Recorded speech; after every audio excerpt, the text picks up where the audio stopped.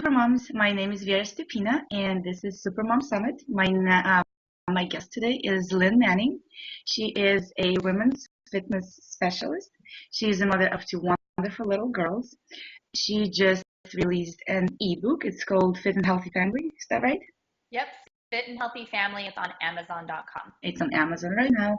And the last but not the least, she's a wife of a celebrity trainer, Drew Manning, who I'm sure you know well.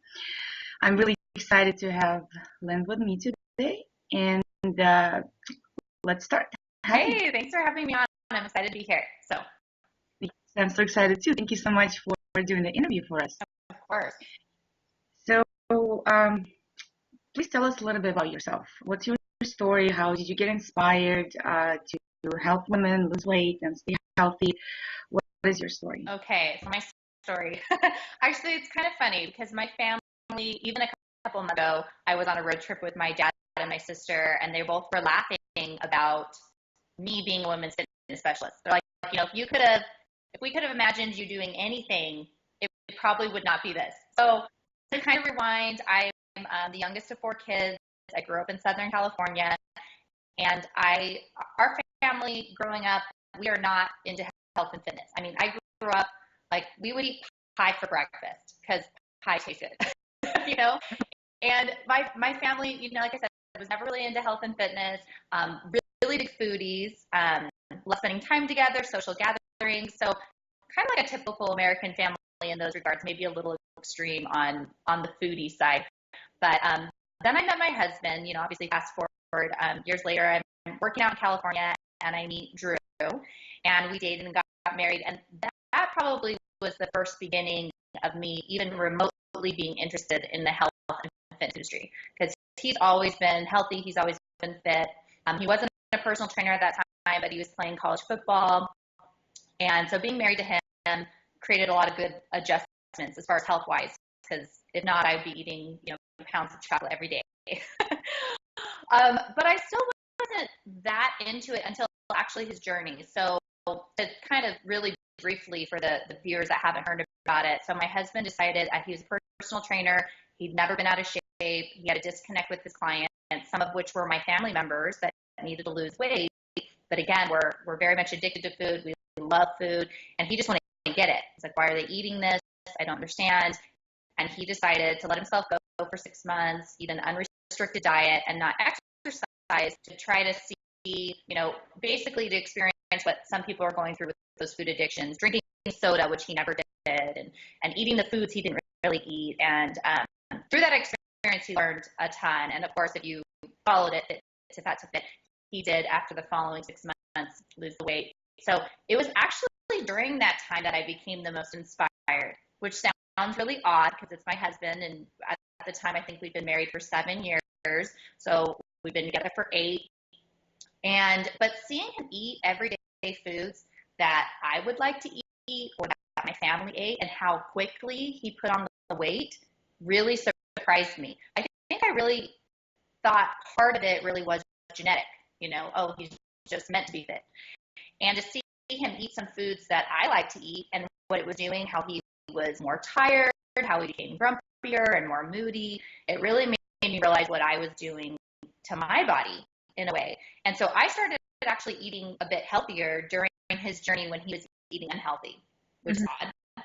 And then as he came out of it and inspired so many people all around the world to lose weight, for me, I just saw those amazing transformations. I saw how people's lives changed as they became healthier. And I also, because we are the only ones that read his emails, it's not like he has a team of people answering them. I read so many stories from women, and they were heartbreaking. Women hating how they looked, hating their body, constant putting themselves down. And for me, I just kind of felt like I want to help these women.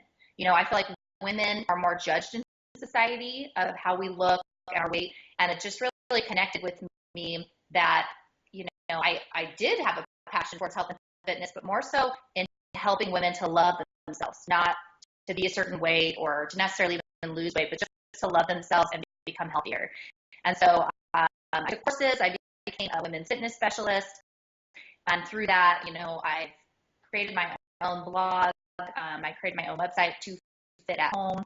I help women get fit from home. I create healthy but yummy recipes because I assume women are like me and want good tasting food. And so that's kind of just brings me to the present, and with having my kids too, I became very, very passionate about children's health. So those are kind of like my two passions, children's health and women's health. Thank you. This is a really inspiring story. Have you been overweight, actually, by the way? I would never have considered myself that overweight. My family has really, really struggled. Like I've helped my sister to lose over 50 pounds. And then she got pregnant, which was great because she had struggled for years, but she needs to lose about 120 pounds.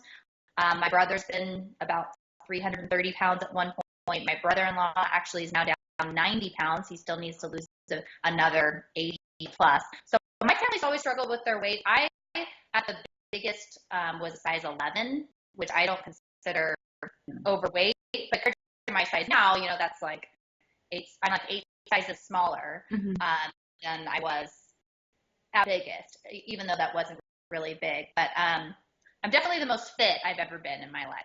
So. Okay, so it looks like you have a big family. You have 2 daughters. You have a husband. How do you find time to manage all of that? How do you have time to balance it out? Oh, Do you actually? yeah. No, just kidding. That is such a great question because I get women asking me that all the time. The number one barrier for women not exercising or trying to be healthier is time. And it should be because we all lack time. We never have enough time.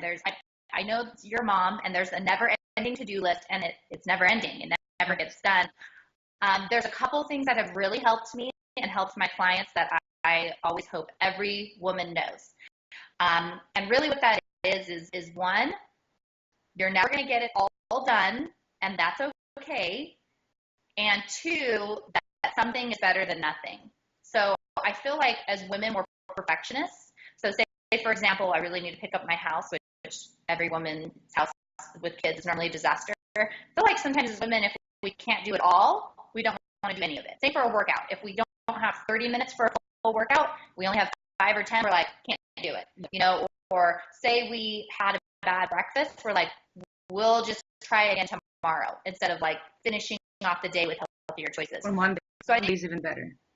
Yeah, or next Monday, right? We'll start again Monday. Yeah. And I think that's like, I do not know why, but that's a very, very typical response from women. And it was for me too. I felt like, well, if I can't get in a full workout, might as well skip it. Or if I can't do this 100% because I'm a perfectionist. I think women like it to be perfect. They want to do it the best they can. And as I started to let that go and realized, you know what, a 5-minute workout can help. Doing a workout with my kids, even if I have to stop every couple minutes, does make a difference.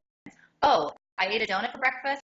Well, I guess it's good it was for breakfast. I have all day to burn it off, and I can make healthier choices for lunch and dinner.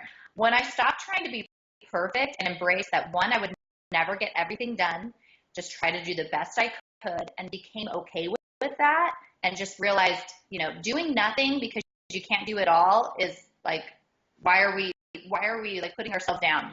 Like at the end of the day, I just think to myself, I did the best I could, and it's starting to be enough. It's not always easy, but it's starting where I'm like, you know what, that's enough. I did the best I could, and I move on. And that's kind of my juggling balance. It makes a lot of sense. And when you mentioned the house, it's amazing how it never ends. You clean every day, and I just told you the baby in October, the picture came off the wall, and now I had to vacuum, and I already did this week, so this is vacuum number 2, and I'm like, so it's good for the next week. Anyway. Yeah, I laugh about it because I'm like, it's really silly that I cleaned my house yesterday because we still live here. So it's going to get messier. But, it's just like you do the best you can. It's like I wipe up here and there. I realize I'm never going to be the perfect mom. I'm never going to get a perfect workout. I'm never going to be perfect with my food. But if you're just persistent and do the best you can, regardless of your goal, you'll get there. It may not look as pretty as you want, but you'll get there. To some other people, it's probably going to look really pretty. Yeah, people come to my house and they say, oh my God, your house is like spotless, clean. And to me, it looks like it's so messy. Yeah, I'm the same. I joke around and tell Drew, I'm like, people always say that about our house. And I'm like, it's just that it's not cluttered, but it's not really that clean. But pretend. I'm like, my house is very because all I do is clean. So you said that you are a foodie. Doesn't that we can eat anything we want, put no restrictions on the food we eat, to lose weight, maintain, or it's an ideal world? Oh, I wish. So what I mean by that is me and Drew like to live by the philosophy it's not nutritious if it doesn't get eaten. And so we realized if food doesn't taste good, even if it's super healthy, the kids aren't going to eat it, and you're probably not going to eat it. Or at least a lot of women have pickier taste buds than men, in my opinion. And so for me, there are healthy foods that taste good. There are healthy recipes that taste good, and I like to find alternative cheats or treat meals so that I can have more of them throughout the week. I still have normal also cheats. So my thing is Drew talked a lot about this in his book, is you schedule a cheat meal. So I schedule my cheat meal every week, whether it's because I know there's a birthday party or we're going out on a date with some friends, or like, for example, we have a family birthday party this weekend. So it's like, I know I'm going to eat whatever I want at that family party because my family makes good food, as we already talked about. But the rest of the days, I know I'm going to stick to trying to eat the best I can. Again, it doesn't mean I'm always going to be perfect, but I prep my meals in advance on Sunday and then again on Wednesday, so I always have healthy food and snacks around. And then I have alternative foods, like, if I'm really craving something, I might make a healthier dessert. I have like a ton of healthy dessert recipes on my blog that taste satisfying. You think you're getting that sugar craving, but really it's low in sugar. So my thing is I kind of trick myself for cravings. I have alternative foods that aren't that bad for me. I try to stay pretty good on the weekdays, and then I schedule my cheat meals out, and I allow myself to indulge in things that I love. It's like, if you're going to try to get in the best shape of your life, it's unrealistic to be like, I'm never going to eat pizza or burger again. It's just not. Instead, it's like, focus on doing a little bit better each week. Always reward yourself, and maybe find some alternatives you like burgers wrapped in lettuce still taste really good. So if you're going to eat a burger a couple times a week, maybe at least one of those times ask them to wrap it in lettuce. Little. Yeah, even I think if you switch from a regular burger to a turkey burger with maybe a really thin whole wheat bun, or how they sell this like little thing, thins or something. So even something like that, or maybe a low fat mozzarella cheese instead of a regular American cheese, which is not even cheese way. So it's less nutritious instead of a food product. So I think that too. I always hear people say, "Oh, we're barbecuing this weekend, so I'm gonna just eat whatever I want." I'm like, of course you can, but just it doesn't have to be the typical barbecue food. That's food. Like those can be so healthy. They can be so satisfying, and they can be so nutritious. And at the same time, you will still feel like you're indulging.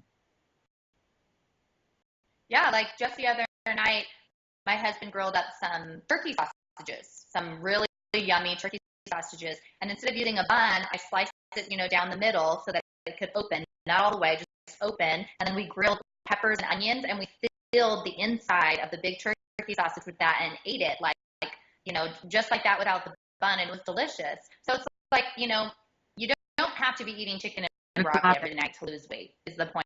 You can be creative, like you said, use a thinner bun, use a turkey burger. Like I eat good food.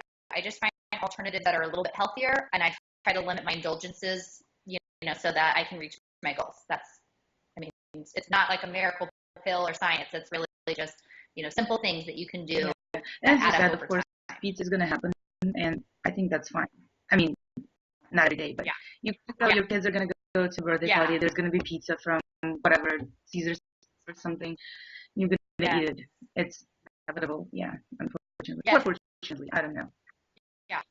Depends on how you look at it. Yes. So what about so-called superfoods?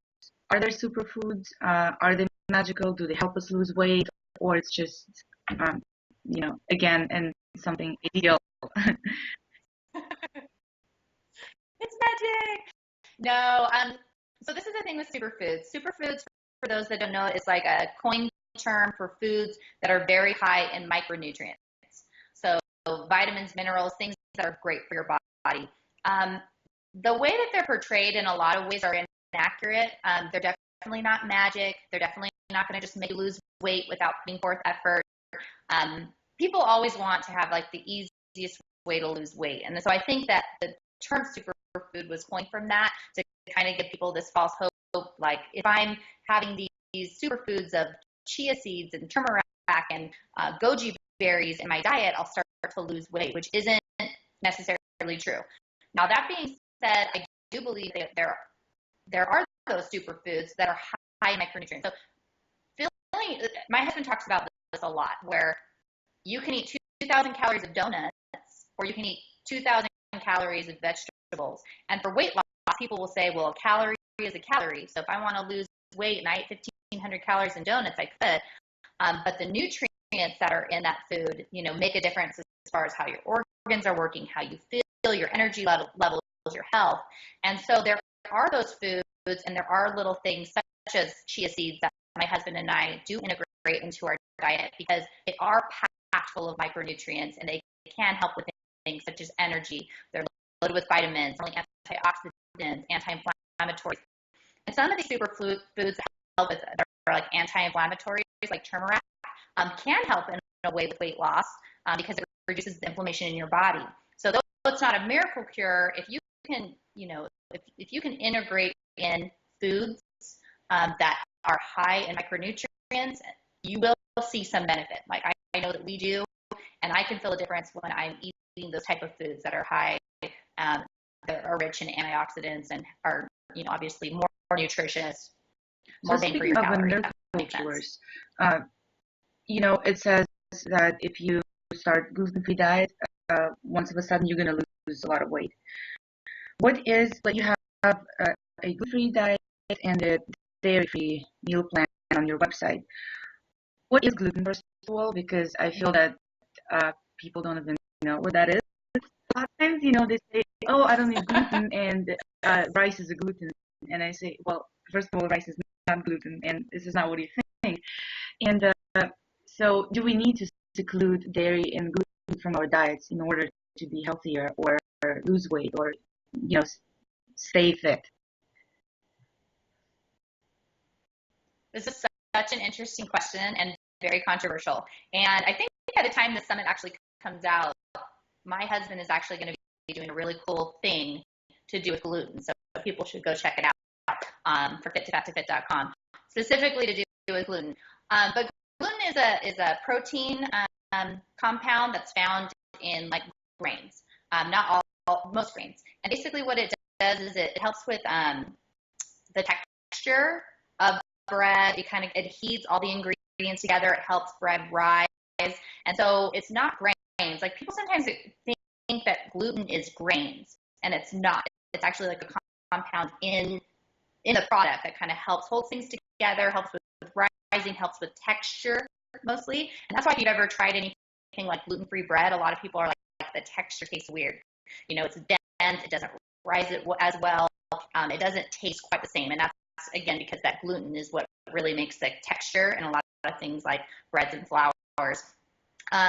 Gluten does not make you gain weight. The reason I have it on my site is because it's so popular that people constantly ask me for gluten-free diets. But as far as its benefit, the truth is unless you're celiac, which 1% of people, they say about 1% of people are allergic to gluten. It's called a disease called celiac. Unless you're really allergic to gluten, it's not going to really make any difference whether you're eating it or not. So that's actually a big fad right now. A lot of restaurants and grocery stores are selling all these gluten-free products. They're expensive, and people assume if it's gluten-free, it's a diet food, and it's good for you, which is not necessarily true. And actually, more often the case, if it's packaged and it says gluten-free, it's not healthy for you. Sometimes the gluten-free option is actually worse than the option with gluten. Okay. As far as dairy goes, I do have dairy-free plans on there. Again, my husband's actually lactose intolerant. My kids don't do that well with lactose. And there's a lot of people with dairy sensitivity. Actually, they estimate about 20 million Americans have some sort of dairy digestion issue. It's not always a big deal. It could just be something minor, again, where it's uncomfortable digesting. It can cause bloating for those people. A lot of people are like, if I eat cottage cheese or cheese in general, I feel really bloated. That probably means they have a slight sensitivity. And so again, I have that section on my site for dairy free, not because necessarily you have to give it up to lose weight, but because a lot of people sometimes have sensitivities to that. When people have a sensitivity, it's not like an allergy where you break out in hives all over your body. Okay, sensitivity sometimes can just cause inflammation, which can make it hard for you to process your blood sugar, which can make you gain weight. So some people that have sensitivity and don't really realize it maybe to dairy are actually gaining weight or retaining weight that they would lose if they cut it out. So sometimes it's good just for like 30 days to cut it out of your diet, which is why I have that on the meal plans in that section, and then to slowly integrate it back in to see how your body adjusts. That being said, I do eat moderate amount of dairy. I'm not lactose intolerant. I do fine with it. A snack that I had just today was a bowl of some cottage cheese with raspberries because I think it tastes good. So, you don't have to cut it out to lose weight, but I think especially if someone was feeling like maybe they don't digest it well, that it might be good to try a plan without dairy for a few weeks and see how they feel. Yeah, it's and amazing. If they get results. Like going back to the gluten topic, you go to the store and there's a tub of sour cream and it says naturally gluten free. I'm like, oh really? That is so surprising. Yeah. Yeah. It's so funny, all the foods that have never contained gluten and now say gluten free. I mean, that is how popular this fad diet is, which drives people like my husband nuts because he, as a fitness professional, hates when people are being deceived. Gluten-free products are more expensive. Like it's pretty crazy. So we're going to have some interesting stuff to do with that topic on our website. And I think it actually may already be up. I tried to, when I was pregnant with my second baby and about maybe 4 weeks before I was due, I decided to pack my freezer. So I baked, I don't know, like 4 or 5 pans of different muffins. So I can, just defrost them and have them for breakfast or feed my mother-in-law, feed my older son.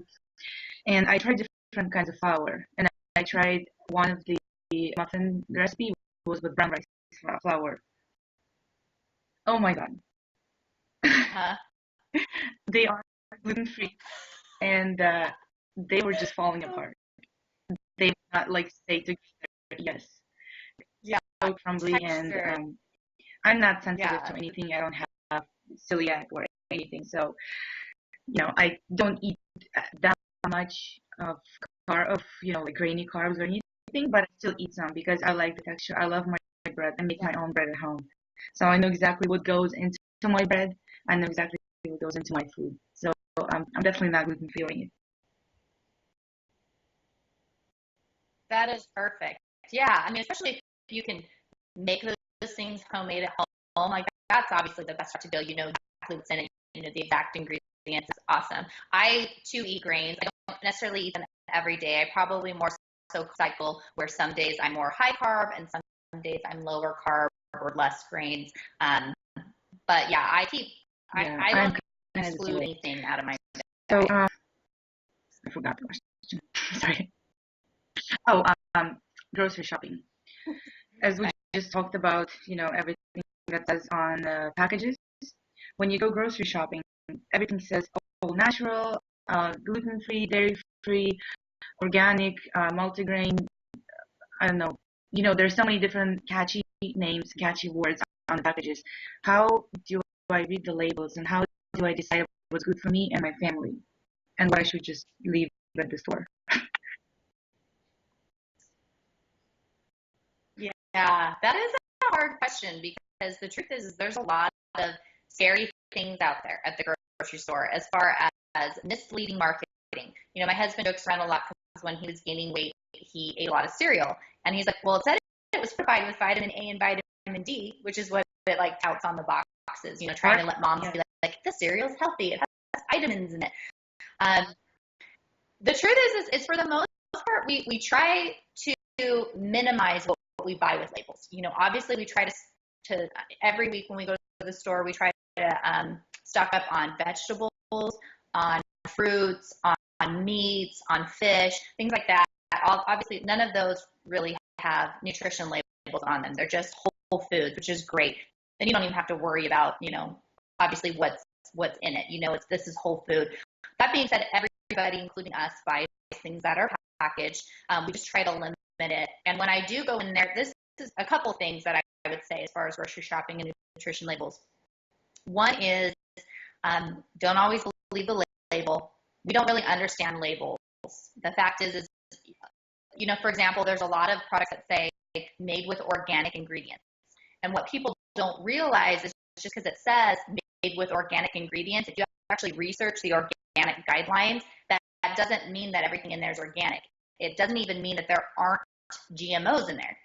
So sometimes you're paying this premium price for made with organic ingredients that is in no way, shape, or form better than its counterpart that's $3 cheaper, And eating healthy, a lot of the biggest complaint we get is it's expensive.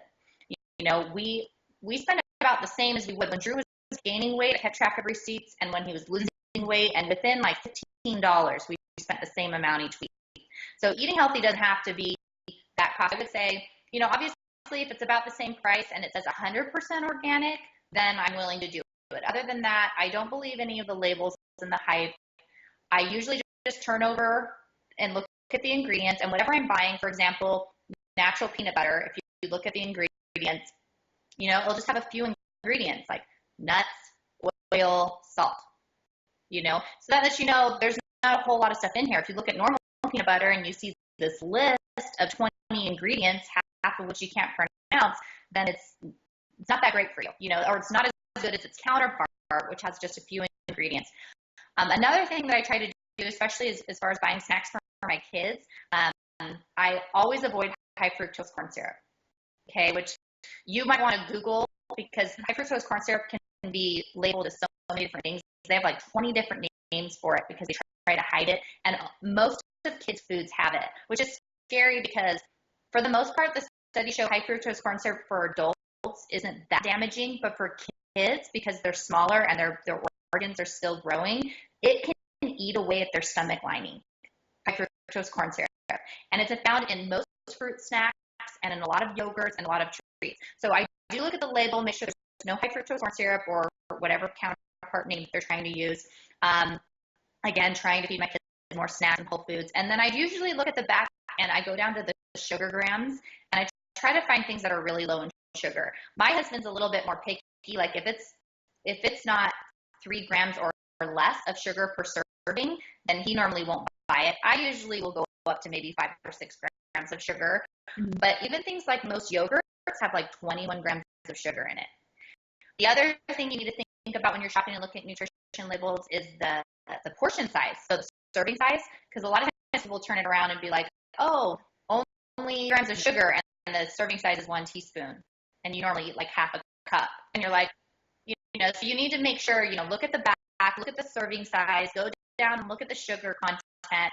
And then the other thing that I try to do is I look at the carb count, the total carbohydrates, and you can determine what the net carbs are by taking the total carbohydrate, you minus any of the any of the fiber, and then that's your net carb. So for example, we have protein bars that, are like 23 grams of carbs, but then like 18 or 19 grams of fiber. So they're really low net carb because the fiber doesn't count. So those are the kind of things I look for: net carbs, sugar. I try to find things that have simple ingredients. Like me too, with my bread, I actually do buy bread at the store, but it has like 5 ingredients, and I know every single one. I can pronounce it. So we try to find things with real ingredients and avoid high fructose corn syrup for your kids. School-aged kids, go-go yogurts are so popular. Go-gurts, I think. I never buy them, so I'm not. I don't even remember the name exactly. But then the other day, I looked on the back of the package. Yeah. And I'm like, you are trying to say this is healthy. There are 18 ingredients, I think, or 19. And it's not. 12 of them I can't pronounce. Yeah. Yeah, and then right next to it is and high fructose like corn syrup. Something, the same kind of. Yeah, and there's 6 ingredients, and of course there's still sugar, but at least it's. I think it's a better choice when you have to pick between 2. Like you pick the better one. I usually just buy some just plain Greek yogurt in a big tub, and I mix it with fruit, or I add some honey, or something that my children like. I some almond butter. They love almond butter. So something like that. But if you have to bring something with you on a go, at least go for something that's a bit better.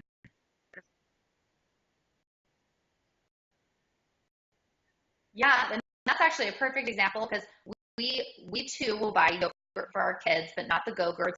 We'll buy full fat Greek yogurt. It's lower in sugar, a lot lower, like less than half. It has more natural ingredients. It has the great, obviously digestive probiotics yogurt has, and we'll mix in too a little bit of fruit, maybe some raw honey, if we need to. And yeah, it's a great choice for kids. Natural ingredients. It does have health benefits. It's lower in sugar. So it's not like we don't ever feed our kids things that are packaged. It's just kind of making the smarter choice. Looking at the back of those labels, this one has only a few ingredients. This one has a whole list of chemicals. This one's lower in sugar. Example, so you just try to find a better alternative for your kids. Cheese crackers are really popular for preschoolers and gardeners. So I found this package that says organic cheese crackers. No, not Annie's. I think it was a store brand, but Annie's? It was organic. I don't want to say the name of the store, just to be safe here. Oh. But you look on the back, and yes, okay, so it is organic. Yeah. But it's still white bleach flour. So it doesn't even make them any better. They are $2 more expensive because it says 100% organic. You think that it's probably going to be better for your kids, and in fact, it's not even better at all.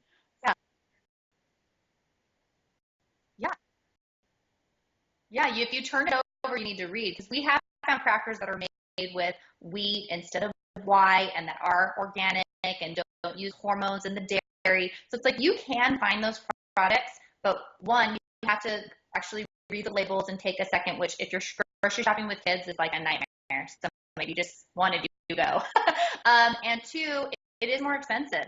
So we to ourselves, we do buy a few convenience boxed items that are healthy snacks for our kids for convenience.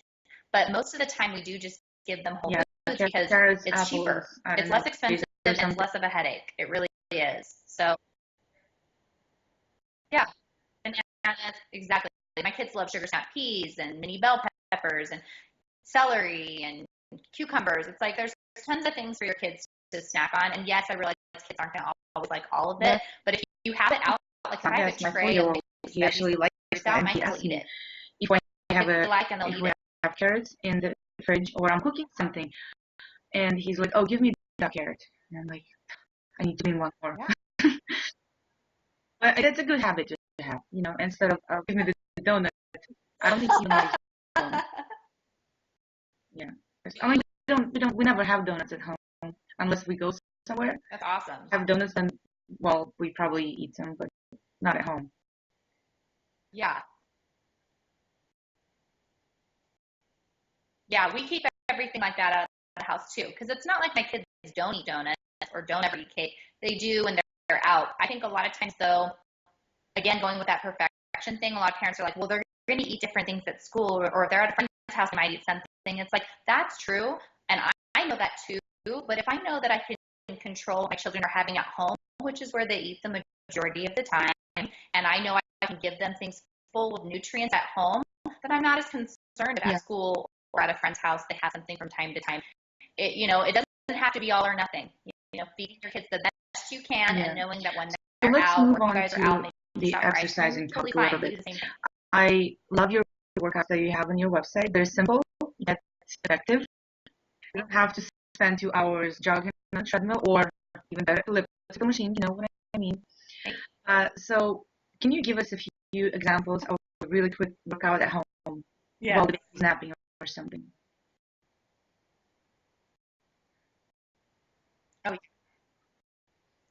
Oh yeah, and actually, I mean, a big thing I do is all my workouts are at home, and yes, I lost my baby weight doing workouts that were from home.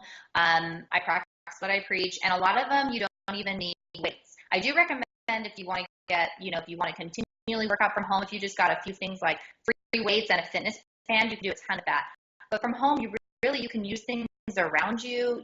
You can use cans or jugs of milk or jugs of water as weights. You can do a lot of great things from home. And just like you said, I don't work out long. Most of my workouts average between 10 minutes to 30 minutes. I believe in working out more effectively and harder and not longer because we don't really have that extra time, of course, to work out. So for an example, a really great workout that I did for my class yesterday, I have a fitness class that comes to my basement, is I wanted them to do, I had them do tricep dips. So working your triceps so you can get to like a ledge or a bench or a chair and do a tricep dip on that. You don't need any equipment. And then I had them do burpees. So I had them do 10 tricep dips, 10 burpees, 9 tricep dips, 9 burpees, 8, 7, 6, all the way down to 1. And for those that wanted to keep going while everyone else was working out, they started going back up. 2 tricep dips, 2 burpees, 3, 4, 5, all the way back up to 10. It's a quick workout, but literally you'll be drenched. You're sweating, you're working those muscles, you're working a lot of your body doing the burpees. So, and it's one of those really fun ones that my kids even would like to try to mimic doing. So I work out a lot of times with kids. So if my kids were around, I could be in the room while a cartoon was on, and maybe they jump in and join me some of it. Maybe they're watching their cartoon, but you're still getting in your workout.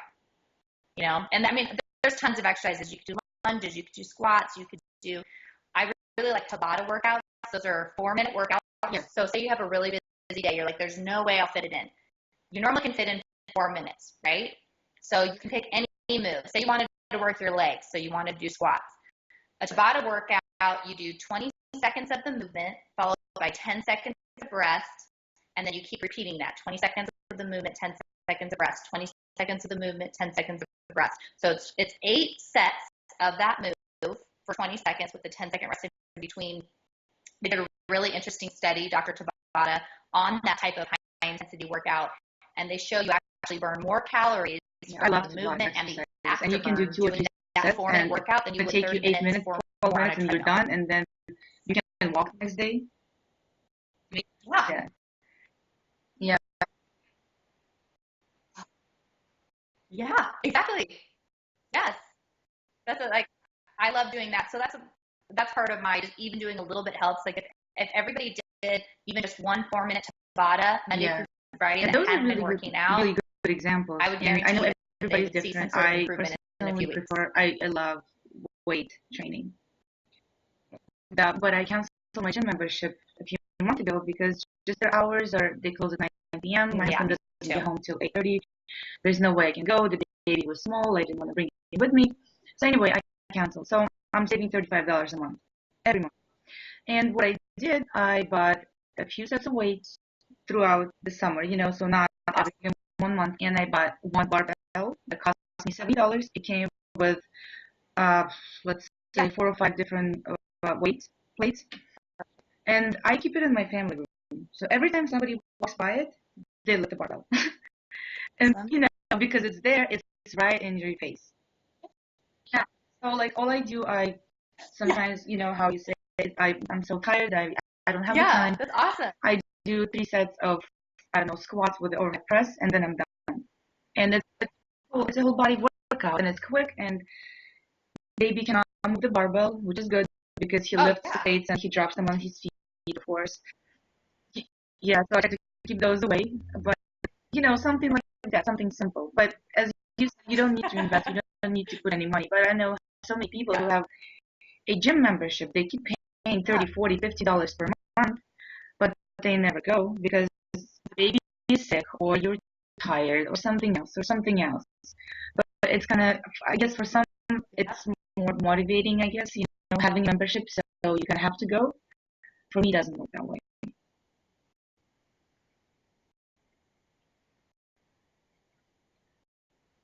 Yeah, it's not more motivating for me either. Actually, the time it would take for me to drive to the gym is like the time my actual workout is.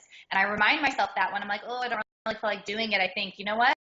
I'm lucky because I can just start right now and I'll be done in 10, 15 minutes. And another great thing to do is, like, it's perfect for you having it in the family room. Maybe put on one of your favorite shows and say, every commercial, I'm going to do an exercise. If you exercise during an hour show, during every commercial, that is an intense workout, and you won't even feel like you really did anything because you're doing it during the commercial breaks. I mean, there's a lot of ways to kind of motivate yourself. But one thing that helps me is I just say, I'll just do a few minutes. Because one, that is does so help. true. And two, And a lot of especially times if during you the get show, started, as you you might go said, longer than you yeah, think. you're gonna have like Getting 7 or 8 started sets. is the hardest part. The commercial is every 5 minutes. Yeah. Yeah. Yeah. So how do that's you intense, motivate 'cause yourself normally we only do 3 besides, sets. So that's actually thinking, a really okay, good I'm just workout. gonna work out a little bit. Like after a long day, how do you motivate yourself? It's so tiring.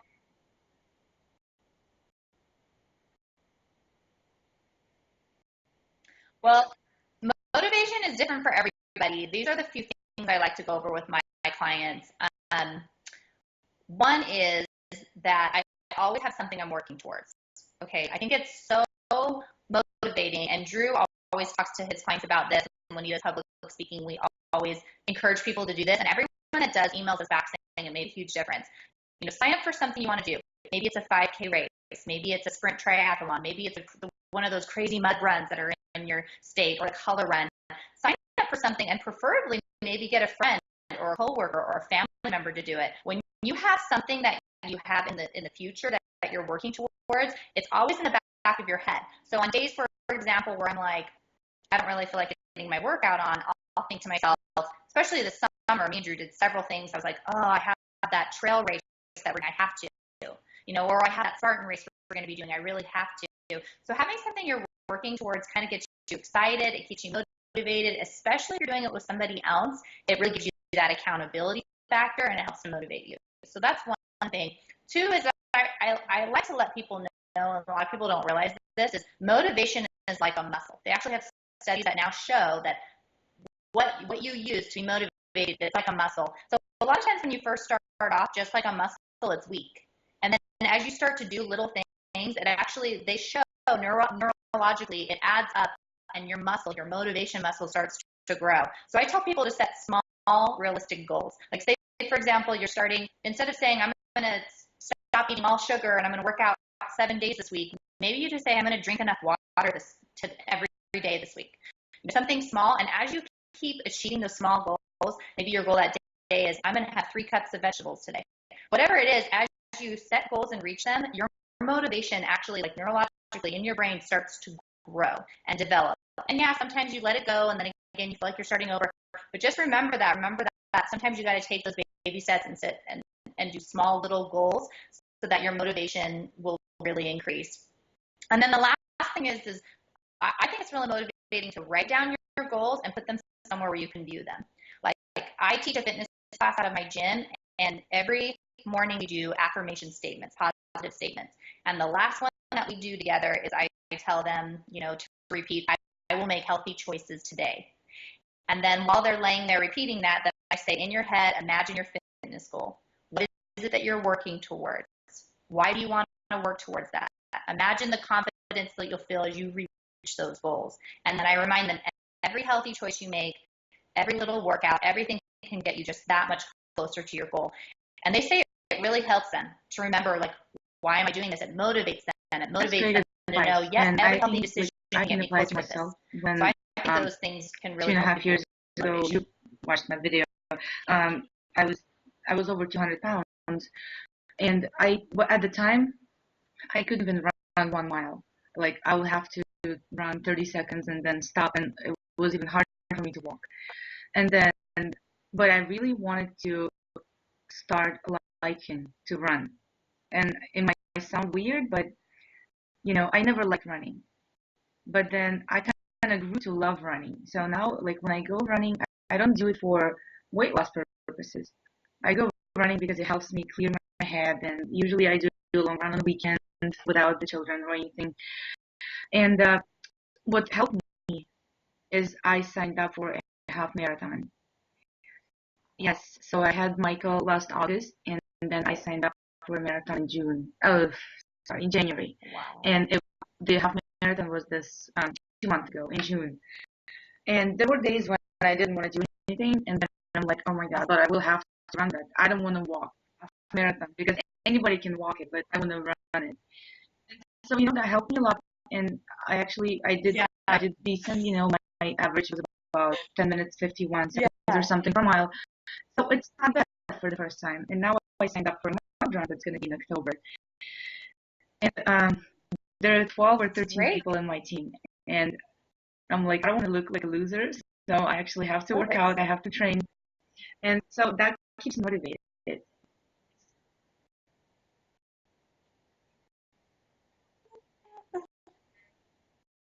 Yeah, it really does. And it's fun. Like, I ran races with the girls that I trained, and a lot of them, when we did our first 5K, it was their first 5K.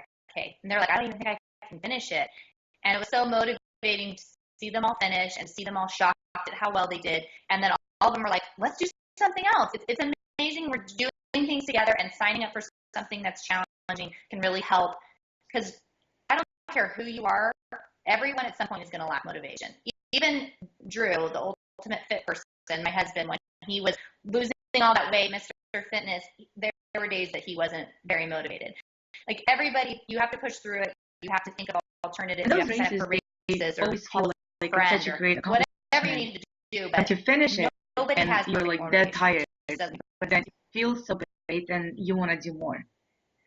So, and I think also what's important is, okay, so today I ate pizza for breakfast, for instance, not me, but hypothetically speaking, and I'm like, okay, whatever. So I ate pizza for lunch and I ate pizza for dinner, but next day I wake up and I have a good breakfast and I continue. So I don't just stop altogether because I had one bad day.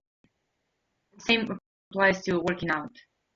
Okay, so I haven't worked out in a week because I've been working with the summit a lot. Yeah. And it's amazing how you don't work out for a week and you don't want to go back to working out. So you have to make yourself, you make to force yourself to start again. And then as you say, the muscle is going to grow and you're going to keep wanting more. Yes. Yes. Yeah, absolutely. There are those rare people that love working out. I'm not one of them. I'm the same way. Like, I need to get in the routine or get into it. And it is true that when you stop eating healthy and or exercising, it is going to be a hard start. But I promise the starting part is the hardest. If you just start and then you just don't quit, just keep going, even when you slip ups, even when you miss workouts, even when you have a bad week because you're doing a summit, you just keep moving forward. You'll reach your goal. Just as you said, just don't even restrict yourself. I'm going to reach my goal doesn't want to work exactly out, 3 months, and I'm going to have no mistakes.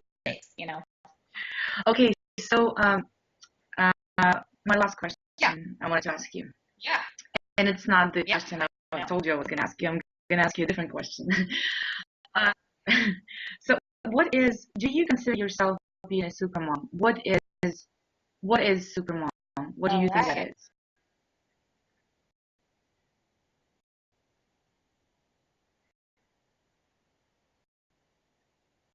Oh man, that's a really interesting question. Because when I heard about what your summit name was and stuff, I think the tendency for women, and I'm just as guilty, to put ourselves down like, well, why am I doing this? I'm not a super mom. But I've worked really hard this past year in giving myself a little bit of a break. I think, again, as women, we tend to think that we're never doing enough as moms. Motherhood is such an amazing, overwhelming, exciting, exhausting calling. Like, I joke around with my friends. I'm like, I don't know why I did this twice, because literally it is like my emotions are everywhere. It literally brings me more joy. My children bring more joy than anything you can imagine. And then they drive me so crazy at the same time. I think being a super mom is finding that balance for you. At least for me, I think it's really finding my balance. And my balance isn't going to look like your balance, and it's not going to look like every viewer's balance. It's going to be different. It's finding what works for your family. It's doing the best you can. And honestly, I think it's at the end of the day saying to yourself, I did the best I could, and I love myself anyway. I think I think one thing that moms tend to lack in doing that would really make them even more of a super mom, and they don't think this, is to do something for themselves. Like, women don't put themselves first as often in the world of health and fitness. Again, because of time, they always put themselves last. But I think if we try to put ourselves first sometimes, whether it's a hobby, whether it's getting in an extra workout, whatever it is, doing something we love, doing something for us, we have more to give, and we're happier people. We're happier for our kids. We're happier for our spouse. We're able to do more and have a better outlook on life as we're doing it. And so that's kind of probably to me what a super mom is. I don't know if I'd say I'm the superest mom, but I have this sheer embrace. I'm like, I am a good mom. Like I try to do the best I can. I try to feed my kids healthy. I try to spend time with them coloring. I try to play with them outside and take them on outings, even though they're always naughty when I do that. Well, I think you are. So it's like I think I just do the best I can, and it's good enough. Because it's something it's enough for my family. It's good that man cannot do. And so that makes sense. I mean, yes, of course they have their input, but it's just in the beginning, and the rest is like all on us. They don't have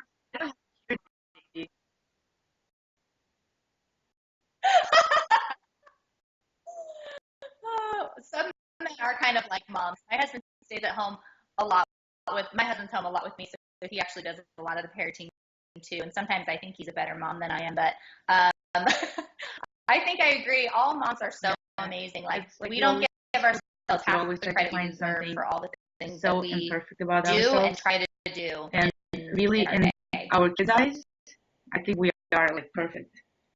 At least for now, when they're little. So yes.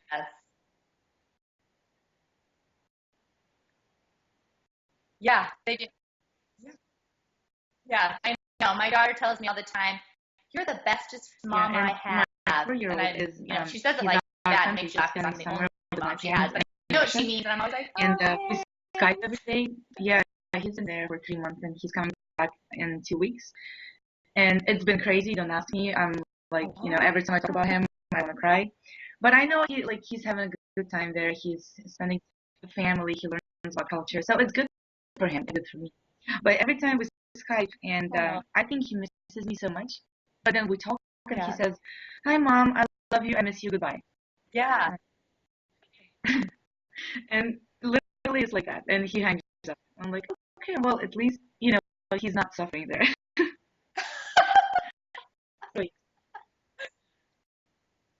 Yeah. Yeah. No, he misses you. My mom had our kids when my husband took me on a trip last year for my birthday, at the same time last year for my 30th, and we were gone for 8 days. And anytime I talked to my kid, like a couple of times actually, I was like, "Can I talk to the kids?" And I could hear my mom being like, "Kalea, your mom's on the phone. You want to talk to her?" And I hear her playing in the background going, no, thanks. And I'm like, "What am I, chopped liver?" But then I get home.